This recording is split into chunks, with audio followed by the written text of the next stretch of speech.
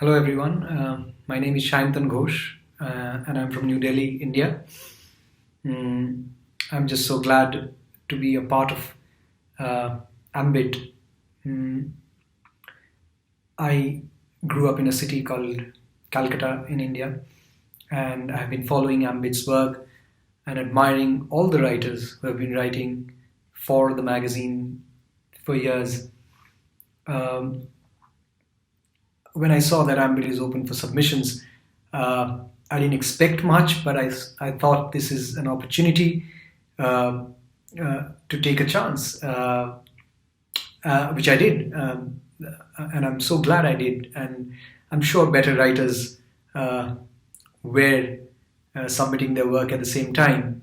But I feel I'm very fortunate to have been selected by the editors, to have my story being liked by the editors, and that they chose to publish it. And I hope all of you are safe.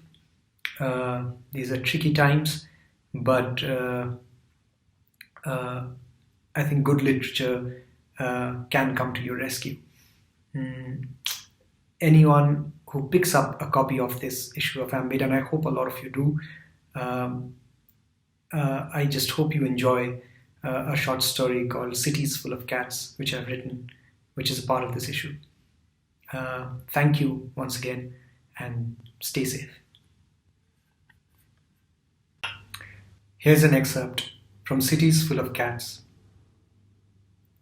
Connor waited for about 15 minutes, which seemed to him like many hours, and then walked up the wooden stairs of the hotel, past giant portraits of the owner's grandparents, followed by parents who ran the property before him.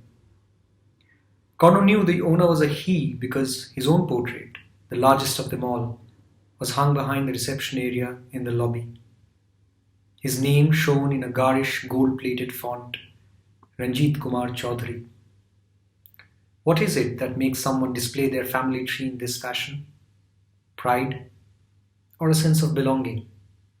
Or a record of personal history, which also serves as a dispatch for all guests and visitors that success isn't found in a day, that only by carrying the baton your ancestors have passed on to you can you truly belong to the idea of a family.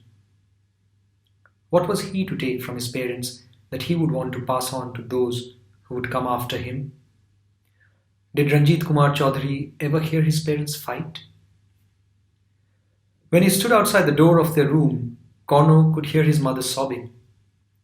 But there was no urgency in that whimper. It came in spurts, like minutes passed between one tear and the next. He placed his hand on the steely doorknob and turned it cautiously. As he pushed the door open, he could see his parents sitting on the queen bed, which was still unkempt, beside each other. Connor hadn't seen them physically so close to each other in months, maybe even years. His mother's head on his father's shoulder, a cascade from her eyes making a blot on his shirt as if quenching its thirst. His father's arm gently wrapped around her like a December blanket. Connor's feet felt sweaty. It seemed to him like a scene from an old film he hadn't watched. A middle-aged man and woman in a suede jacket and a cotton sari respectively, busy in embrace. His mother spoke first. He's our fault. Neither of us can abandon him now or he'll sink. They were talking about him, even though they had a mountain of other worries to deal with, which they had been keeping aside for a long time. But at least they were talking. We won't, his father said. He has failed us because somewhere we have failed him first. Duh, Connor thought. Connor stood at the door and listened to them for some time. They didn't notice him, or even if they did, they didn't acknowledge his presence. Oshim and Mala discussed their son's future, his grades at school which were continually deteriorating, him losing interest in his piano lessons which Mala had wanted him to learn because she couldn't when she was young. Perhaps they spent so much time together smashing decorative items their home didn't need, or yelling, because they had no common objective left to speak about. Hence they needed the volume, the clamour, because the arguments were devoid of even the faculty to be suitably accusatory, like a blank space between two words, like the lull after an explosion. But suddenly that had changed.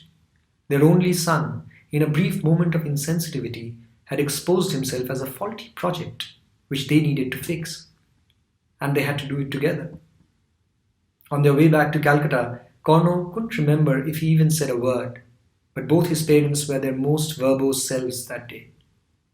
They debated, bickered, calmed down on their own when a heavy gust from the river bed next to the winding road entered their white Maruti and enfolded them. Corno's father spoke about the need to spend more time with Corno.